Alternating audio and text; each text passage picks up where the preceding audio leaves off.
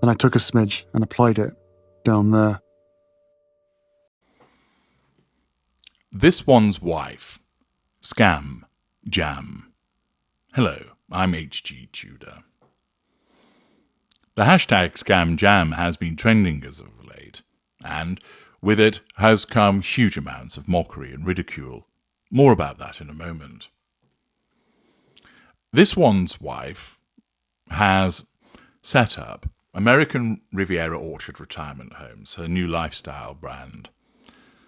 It really is the gift that keeps on giving in terms of material to take the piss out of. The name, which of course sounds like a set of retirement homes. The branding, which is weak, messy, and not particularly memorable. The fact that you can't buy anything so far. In fact, you can't do anything with it other than give it your email. The ridiculous video that accompanied the launch, which made no sense whatsoever. And of course, the jam promotion. It's got huge amounts of publicity, which of course would please this one's wife. But unfortunately, it hasn't led to three things that she would want. Favourable responses in the whole. Instead, it's resulted in a massive amount of mockery. Secondly, it hasn't translated into people being actively interested in her products, as pointed out in parts passim, despite being exposed to millions of people around the globe, both in terms of press coverage and through the jamfluencers, as they've been labelled, on their own Instagram accounts, sharing the material. Millions of people have been exposed to it, but it's only added a paltry 23,000 to her Instagram account for American Riviera Orchard, which gives a very telling indication as to how few people are actually interested in this lifestyle brand in terms of buying anything from it. They're only interested in laughing at it.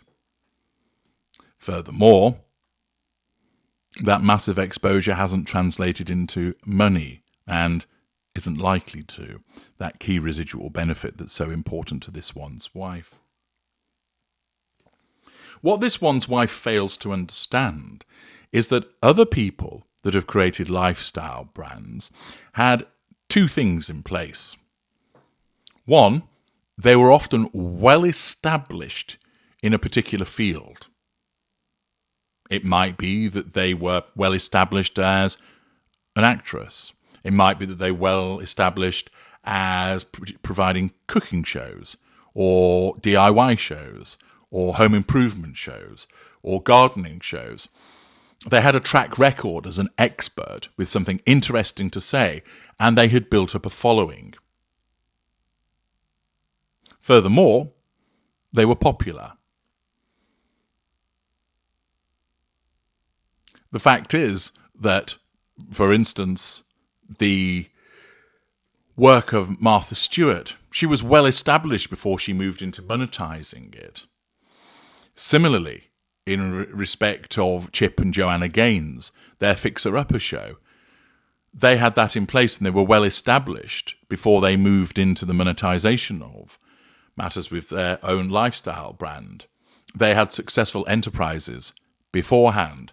What this one's wife is doing is she is trying to make money first rather than establishing something which is credible, with integrity, and is liked. These other successful operators established television programs and followings pertinent to their expertise and then moved into monetizing it, i.e. they built up goodwill.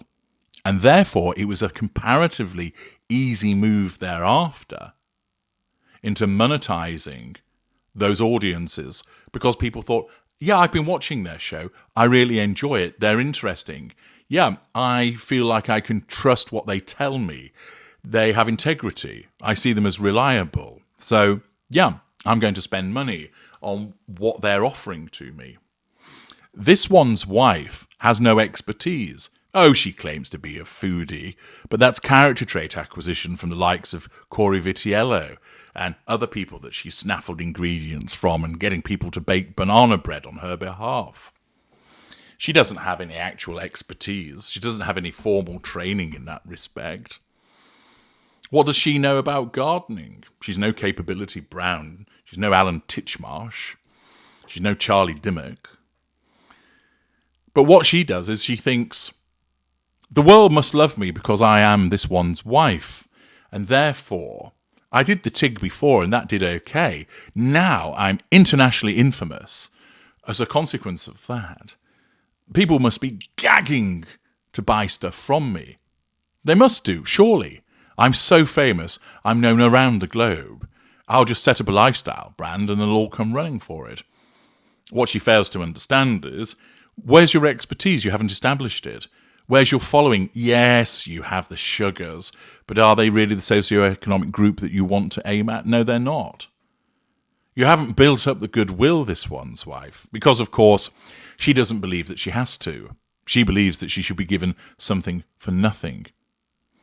And as a consequence of that, she is engaged in this scam jam, whereby she's basically trying to sell this idea that she has perhaps grown the strawberries, that she has gathered the strawberries, that she's made the strawberry jam, and that this is this authentic product that has been created by her, and people aren't buying it. Because the jam is representative of the whole way that she goes about everything that she does. Operating with this sense of entitlement, expecting to be given money for the bare minimum of involvement and effort. She expects that people will buy into this lifestyle brand based upon the fact that it's simply her, without understanding that other successful lifestyle brands cultivated an audience, built up goodwill before monetizing it, and she hasn't done any of that. In effect, she's seeking people to invest in a brand which doesn't have any substance, which smacks of it being a scam. And fronting it with a ridiculous jam promotion gives it the whiff of being a scam. Now, of course, you will be able to buy in the fullness of time products. It's not like she's going to fleece people out of their money. But there is an argument that, in effect, she's looking to cause people to buy into a brand which actually doesn't have any substance. It's, as Mr. Creosote would say, wafer thin. And as a consequence of that, the fact is, it gives the appearance of scamming people.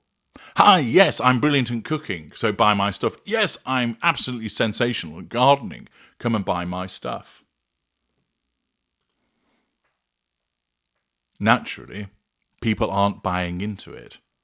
They regard her conduct as equivalent to a scam, and hence the hashtag scamjam has been trending as of late. This has resulted in continued mockery of this one's wife, which really gets to her. This is because she believes that she's a serious individual that's got serious talent, and how dare you ridicule her? What do you know? You're just a little person. She's the Duchess of Sussex, didn't you know? But once again, she fails to appreciate, driven by the illusion and delusion created by her narcissism, that she actually is a talentless nobody. She believes that she is somebody. She's never was. Who married has been. And this results in her being mocked on social media. And she looks at this. We know that she does, because we see with regard to the PR puff pieces, she attempts to nullify the threats to control that are caused by this with the content of what she pumps out.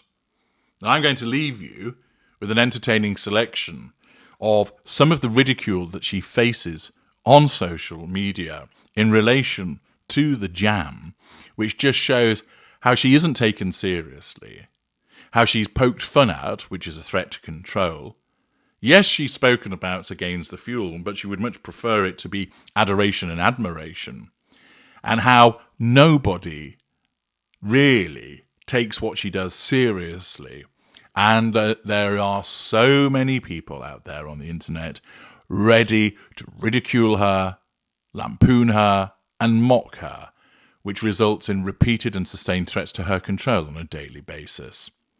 So settle back and enjoy this selection, which demonstrates that this one's wife really doesn't understand business, that she's deluded with regard to the concept of success, and how so many people really do believe that it is a jam scam. I'm HG Tudor. Thank you for listening.